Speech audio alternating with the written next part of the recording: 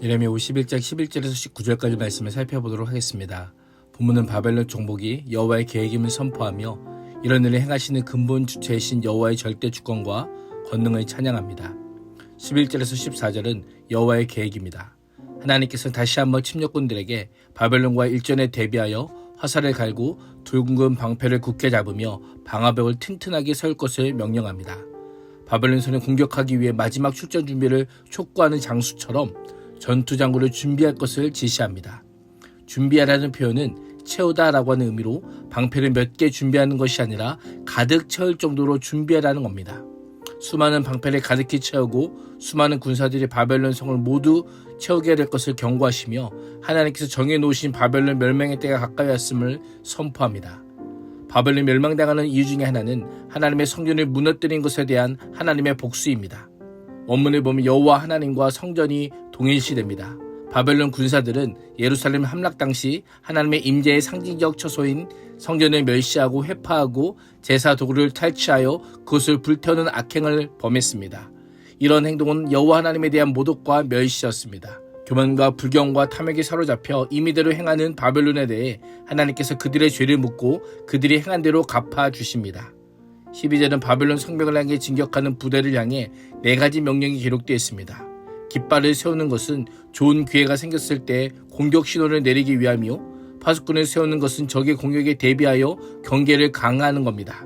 복병을 매복시키는 것은 적군의 공격을 대비함과 동시에 수비의 틈이 생겼을 때에 성을 기습하기 위함입니다.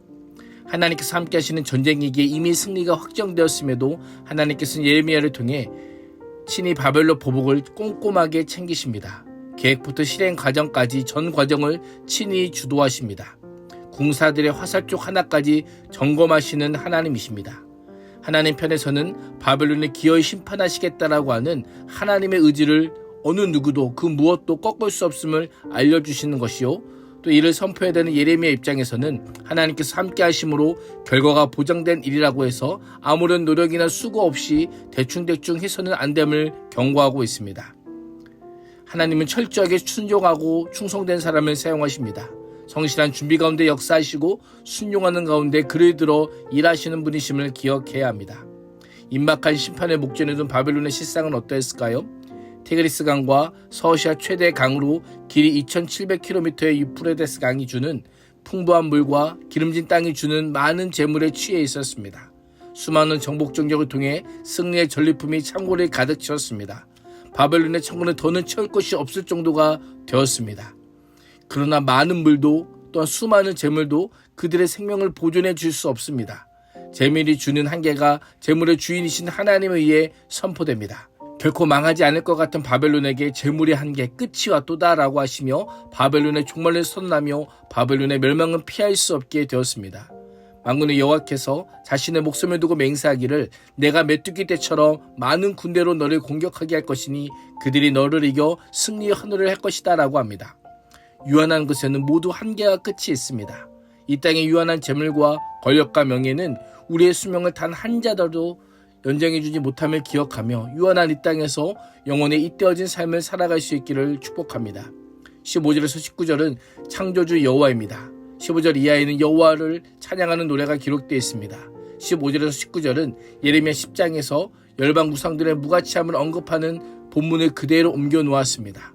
이스라엘은 그의 소유 지파라라고 하는 표현만 다를 뿐입니다. 바벨론 심판을 언급하다가 갑자기 왜 여호와의 위대하심을 찬양할까요? 하나님께서 온 우주 만물을 또 세상을 창조하셨기 때문입니다. 바벨론은 태양과 바람과 폭풍 등 자연을 주관하는 신이 벨이라 믿었지만 여호와께서는 벨과 우상 숭배에 심취한 바벨론을 심판하기 전에 하나님이 어떤 분인가를 소개합니다.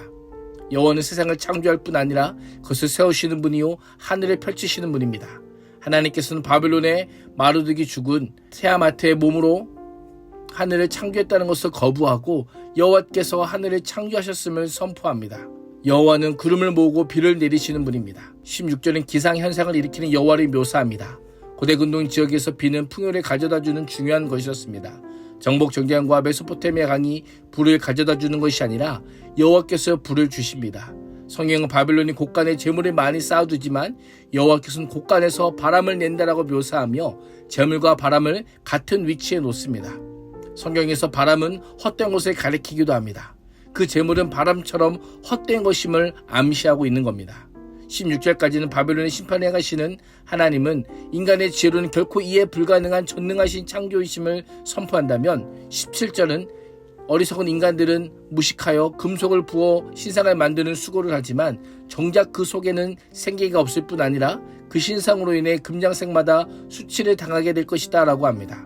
그것들은 허황된 것이요 조롱거리에 지나지 않아서 하나님께서 심판하실 때 모두 멸망할 수밖에 없음을 알려줍니다. 마지막 19절은 하나님과 이스라엘 관계 속에서 하나님이 누구인지를 알려줍니다. 창조주 하나님은 야곱의 분기시시니 이스라엘을 당신의 소유로 삼으신 그분은 만군의 여호와이시라. 창조주 하나님께서 이스라엘을 그의 소유로 삼으셨다라고 하는 사실을 미련한 바벨론 백성들로 하여금 깨닫도록 선포합니다.